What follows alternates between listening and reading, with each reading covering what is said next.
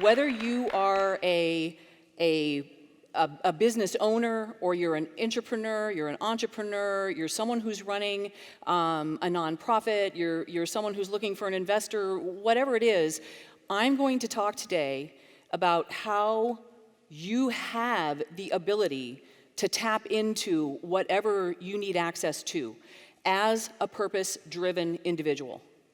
And I'm gonna show you how, and I'm gonna give you some instances that will back up why I'm here in the first place, how I got here. So what I'm going to do is cover a path, my path and the path of how we used to communicate in business, how we used to get ideas from point A to point B to point C to actually selling a product or accomplishing an objective.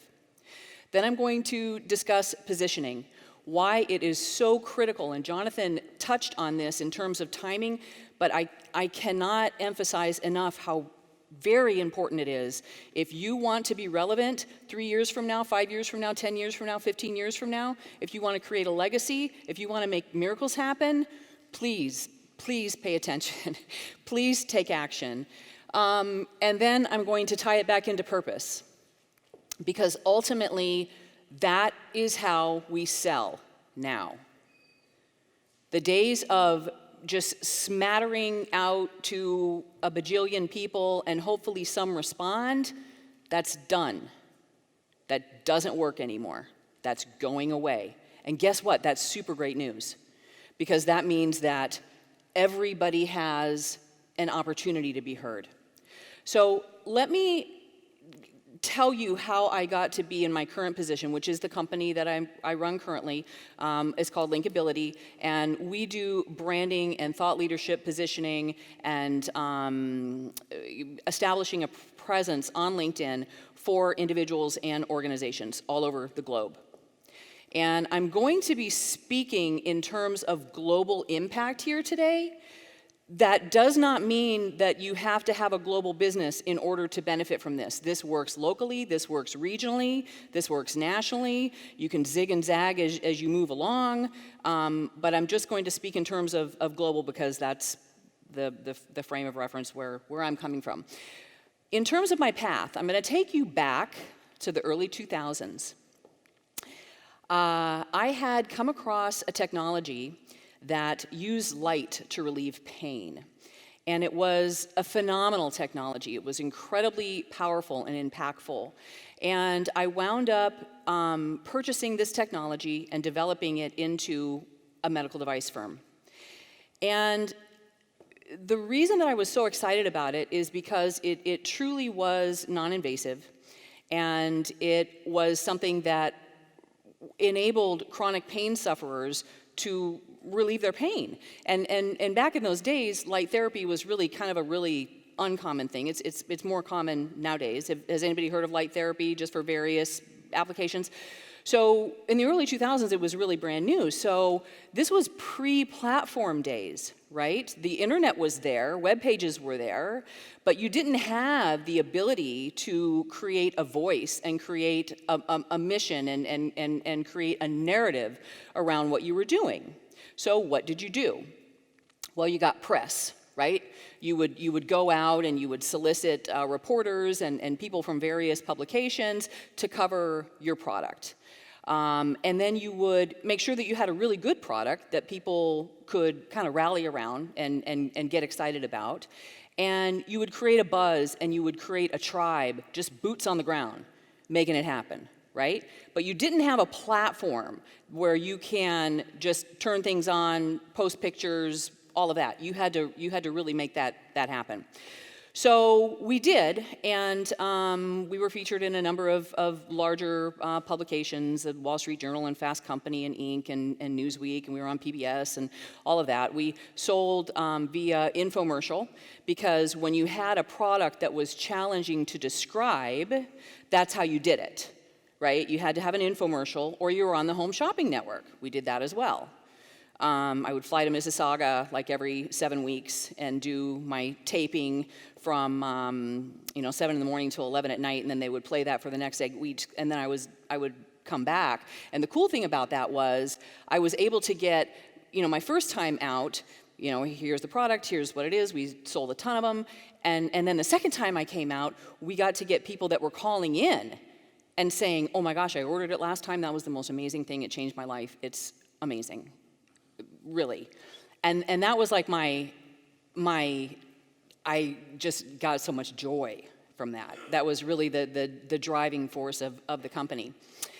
And we got investors, we started manufacturing, we received FDA approval. It originally started in the equestrian community, as many medical devices do. And then we received FDA approval. We grew the company from a kitchen table enterprise to a $20 million business over an 8-year period of time.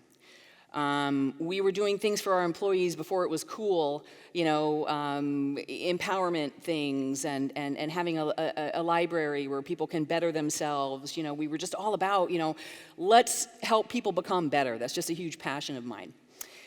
And to make a long story short, after about an 8-year run, we encountered a perfect storm of terrible things that happened, one after the other, after the other, after the other.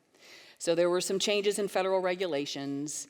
We were moving a very cash-intensive business model, and we were growing too quickly, and we were underfunded. And we knew it going into it, but we were protecting investors. It was just one of those things, you can armchair quarterback and look back and say, maybe I would have done this differently or whatever.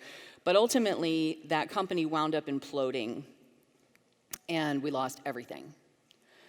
And for those of you who own a business and who secure loans and who are responsible for employees, you take care of everybody, right? You take care of everybody, but you're the one that's holding the bag. And you're the one that's left to kind of rebuild. Everybody else can go off and find new jobs, but you really kind of have to figure out a way out of this. So I'm thinking to myself, what did I learn from this?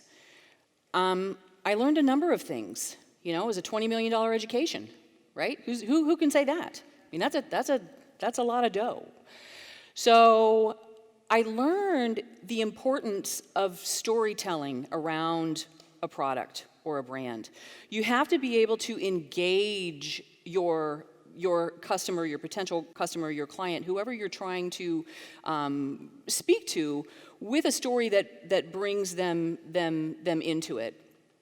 I learned that it's really important to build a tribe of thriving fans that are just really excited about what you do.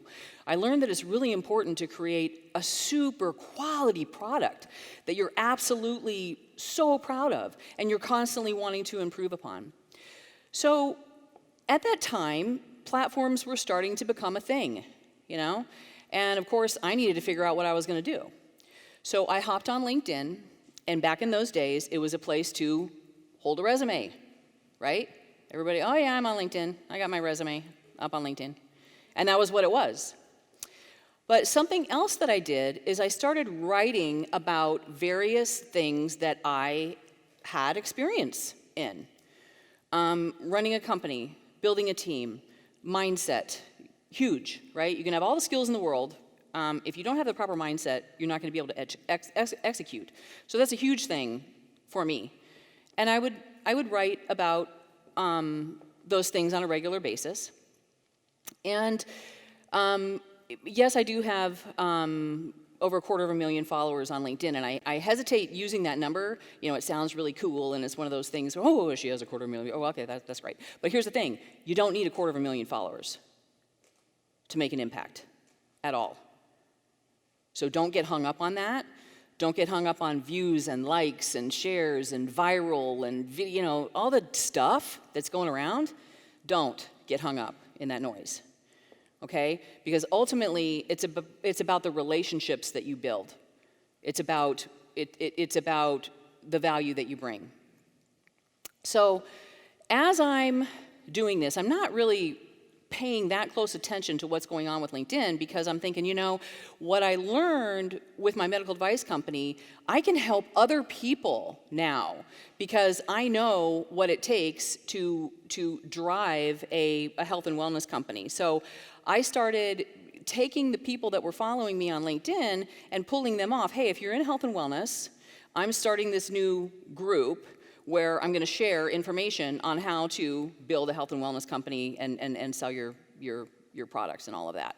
And so I would pull them off, and we had a group. It was like Ning, I think, was the platform at the time. So I had my own platform. This was before Facebook groups and stuff like that. And those guys eventually became my clients. And I ran a digital marketing agency for the health and wellness space for about, 6 years. And I used LinkedIn specifically to target those people who I knew needed what I had. I was providing them with what they were interested in, and then they eventually would become clients. So they knew me, before they knew what I was doing for business purposes. So that started to grow and develop, and then at one point I got a call from a senior editor at LinkedIn, and this was back like around 2016, saying, hey Kim, you are kicking out some awesome content, and people are really loving engaging with you. I just, keep it up. You're awesome. That's great. By the way, LinkedIn is going to be putting out an app.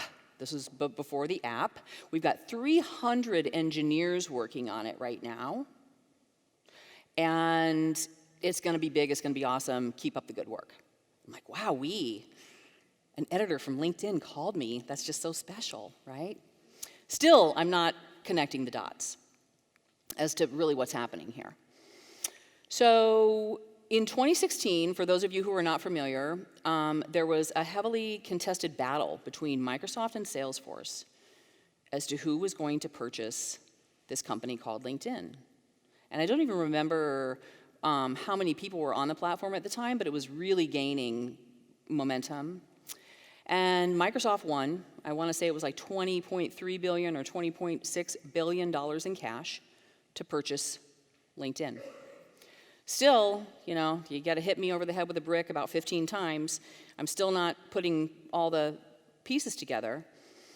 But then my followers starting to increase by like 20,000 a month. I mean, it was insane. And I'm thinking, okay, there's something happening here. There's billions of dollars behind this project. This is obviously not going anywhere, and I need to start taking this a little bit more seriously. So about a year and a half ago, I made the switch from owning a digital marketing agency, and primarily we did a lot of Facebook and campaign building and all of that. And I said, I really am just going to go with LinkedIn. I know what to do on LinkedIn. I feel very comfortable on LinkedIn. I like the conversation on LinkedIn. And LinkedIn is going in the direction that I'm interested in. So that was about a year and a half ago. And since that time, in terms of positioning, LinkedIn currently has about 600 million users around the world. The goal of LinkedIn is to have 1 to 2 billion users. That is the equivalent of China and India combined. Okay, so what does that mean? What's going to happen with that? Well, LinkedIn also they purchased a couple years ago Lynda.com. Lynda, anybody familiar with Lynda? So training, teaching, skills. Who owns the data owns the world, right? Who's familiar with all the stuff going on with Facebook and all of the issues going on? I mean, part of it is, and I've had conversations with a number of you, part of it is incredibly exciting, and part of it is completely terrifying. Because it is so huge, and it is so mammoth, and there are such resources behind it. But really, I want to swing this back around to why it's so important that you take action and win with this. So LinkedIn is basically becoming more and more and more the place where you plug in to do business. It is where B2B business takes place. 80% of all online leads that are B2B go through LinkedIn. And it's getting more and more and more that way every day. So you're going to come to LinkedIn to train your people. You're going to come to LinkedIn to find people to hire. You're going to come to LinkedIn to find people to help you partner, to launch a book, to fund your business venture, to hire.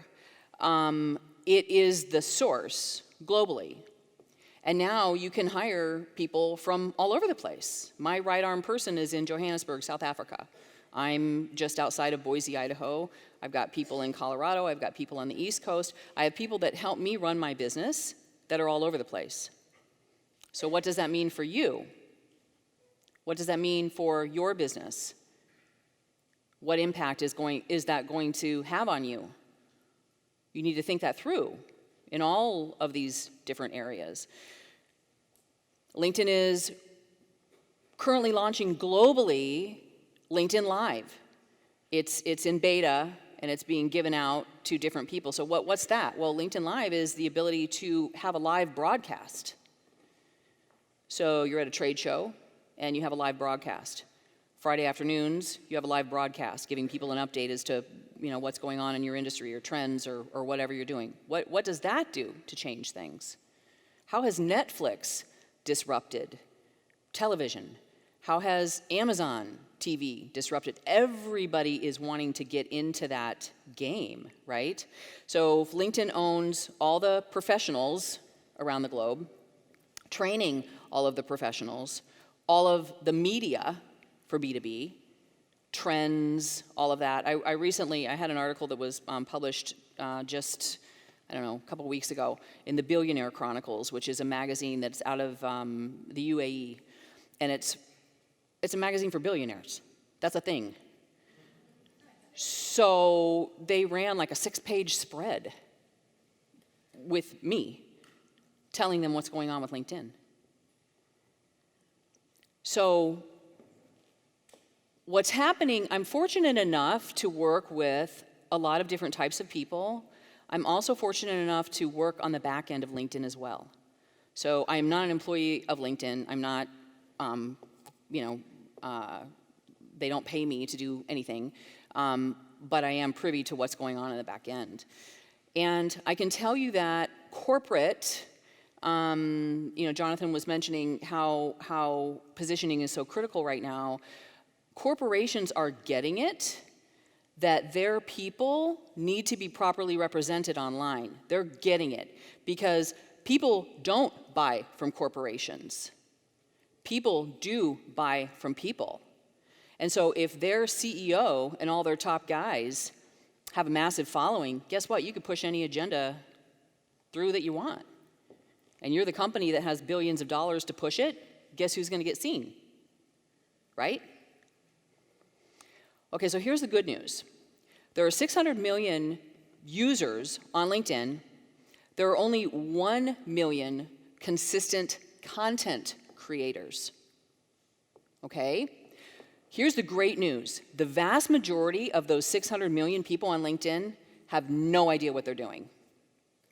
So serious. The vast majority have not a clue. That's great news. That's great news. That's great news for people who are on purpose.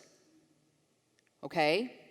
Because if you are on purpose and you take the time to educate yourself, and the biggest thing here is consistency. LinkedIn likes people to stay on LinkedIn. Okay? And people like people who solve their problems or relieve their pain. Right? So if you are on LinkedIn and you're contributing content that solves people's problems or helps them eliminate pain, then you become the trusted advisor. Then you become the thought leader. Then you have your positioning when the big dollars come in that you can rely upon.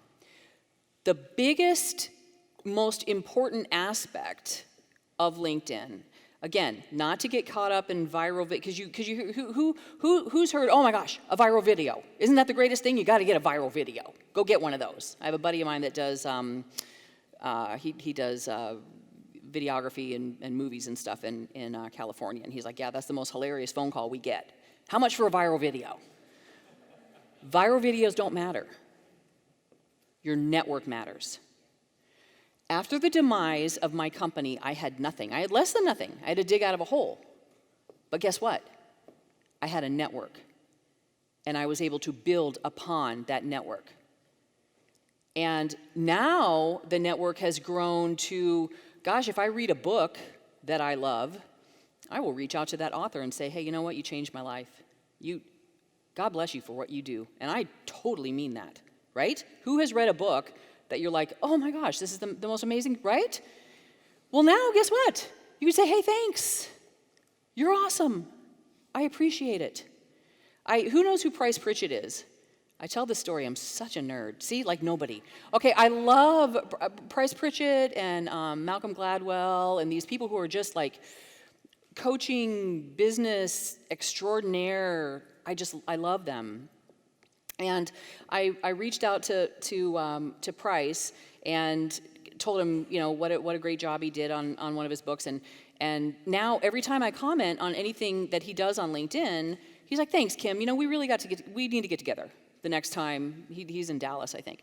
But he's one of a handful of people that are in my network. So to really kind of come full circle as to how I'm standing on the stage here today, a couple years ago, maybe it was 4 years ago, I'm doing the digital marketing agency, right? And I'm thinking, I think I'm going to change my headline on my LinkedIn profile to indicate that I do keynote speaking, because I do. I haven't been advertising it, but I do. So I went ahead and changed that on my headline. 2 weeks later, I get a phone call from Troy, Northwestern Mutual office in Troy, the event that Davin had mentioned. And negotiated that, came out and keynoted a women's empowerment event. And I was just so in love with the guys at Northwestern Mutual. They're phenomenal, such a great team. And so I connected with a number of them on LinkedIn. Davin was not one of the people in attendance, as he mentioned, but he heard about it. So I connected with Davin.